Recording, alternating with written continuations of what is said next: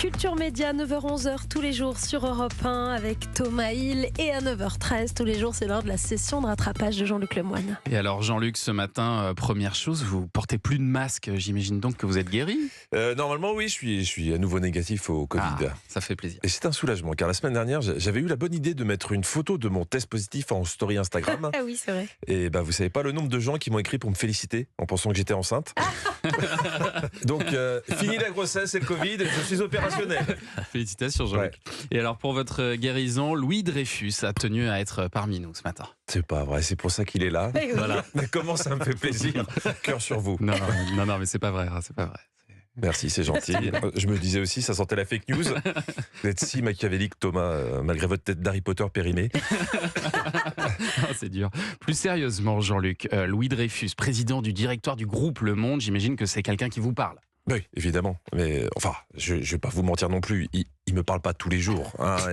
Il me parle seulement quand il s'interroge sur les orientations stratégiques à impulser au monde. Bien sûr. On passe un petit coup de fil pour des petits conseils. Vous pouvez confirmer, Louis, s'il vous plaît, sinon personne ne va me croire. Tout à fait. Coup de fil quotidien. Quel scoop.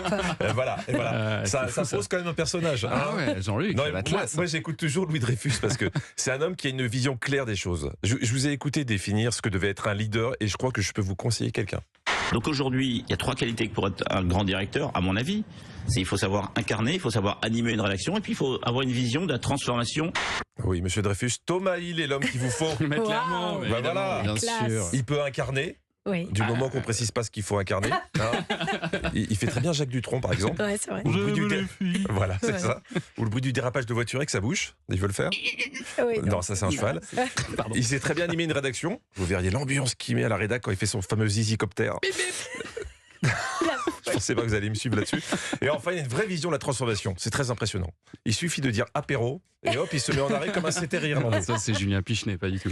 Merci Jean-Luc, vous m'avez vraiment mis dans de bonnes dispositions pour la suite de l'interview, en tout cas. Ça fait plaisir. Vous savez, Thomas, quand je peux aider, ça vous apprendra à m'avoir fait croire que Louis était venu pour moi. Bon, Jean-Luc, alors il s'est passé beaucoup de choses à la télé ce week-end. Qu'est-ce que vous avez regardé, vous ? Tout, Thomas, tout, car je sais que vous êtes insatiable.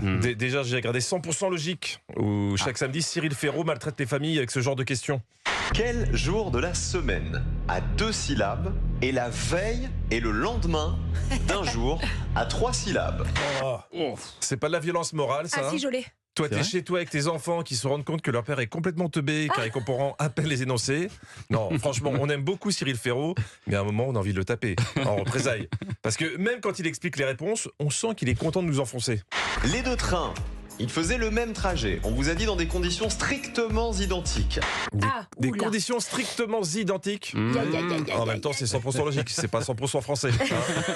Attention, il est possible que j'y aille bientôt. On l'embrasse évidemment, Cyril Ferraud. Vous vous êtes intéressé aussi à la vie des footballeurs. Oui, car depuis le passage de Neymar sur notre territoire, on a l'impression que pour les footballeurs, c'est la bamboche toute la nuit. Eh bien non. Et je voulais tordre le cou à cette idée reçue grâce à Jérém Star qui a été à la rencontre de la femme d'un footballeur du PSG. Elle nous raconte la réalité de sa vie et surtout pourquoi ils font chambre à part. Je laisse dormir seule pour faire de bonnes nuits puisque moi je dors avec mademoiselle. Ah ouais. Dès que je l'allaite, ça va le réveiller. Et puis si mauvais sommeil risque de blessure, enfin tu vois, c'est pour ça. Voilà, ça c'est intéressant. Alors, je précise que c'est Chloé Letellier qui parle, la femme du 4e gardien du PSG, qui n'a pas joué un match depuis 4 ans. Donc arrêtez de caricaturer, il n'y a pas que des fêtards chez les footballeurs, il y a aussi des gros malins. Et pour la petite histoire, il était quand même blessé ce week-end. Ah oui. Il a dû jouer à Fortnite trop longtemps dans sa chambre. Le pauvre, ouais. Vous avez regardé la Starac aussi ou pas? Oui, vite fait. J'étais un peu choqué, parce que dans le public, pendant que les élèves votent, je crois qu'il y a des gens qui se font agresser. J'ai voté pour Djibril.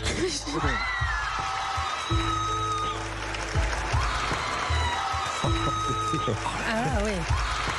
Oula. Soit la fille se fait agresser, soit c'est elle qu'il faut sélectionner au château, car c'est elle qui a le plus de souffle. Écoutez, derrière la voix de Nikos, comment il tient le hurlement après une annonce. Je vais prendre Djibril. Djibril repart au château. Ah ouais. Oula. Suite à ce cri, il y a quand même des animaux de la jungle qui ont envahi la plaine Saint-Denis. Il y avait aussi Sauveur, le grand-père de Lénie, une candidate qui était venue faire un duo surprise sur du Charles Aznavour. Le problème, c'est qu'il oubliait une parole sur 2, ce qui a donné une bohème un peu particulière. Si le Bogardi qui nous servait de nid ne paye pas de mine, c'est là qu'on s'est connus. posez nu. Aïe. Le Montgarny, c'est là qu'on s'est connus posés nus. Je savais pas que Charles Aznavour avait écrit une chanson sur le Cap d'Agde. Et enfin, il y a aussi des jeux de dingue. Les audiotels, ils deviennent fous sur TF1. Est-ce que vous avez vu les montants qu'ils proposent? Là, il y avait 3 000 € par mois pendant 10 ans, soit 360 000 € à gagner. Qui est l'interprète de titre L'hymne à l'amour? L'interprète original, hein. C'est facile. 1. Edith Piaf. 2. Julien Pichenet. Moi, j'ai envoyé Julien Pichenet, je croise des doigts. Bravo Jean-Luc Lemoyne. Et on vous retrouve demain. Évidemment, c'est un peu Julien Pichenet. Bien sûr, l'argent devra arriver, Jean-Luc Lemoyne, d'ici peu. Restez avec nous sur Europe 1 dans un instant, la suite de Culture Média avec votre invité Thomas Hill, Louis Dreyfus, président du directoire du groupe Le Monde. À tout de suite.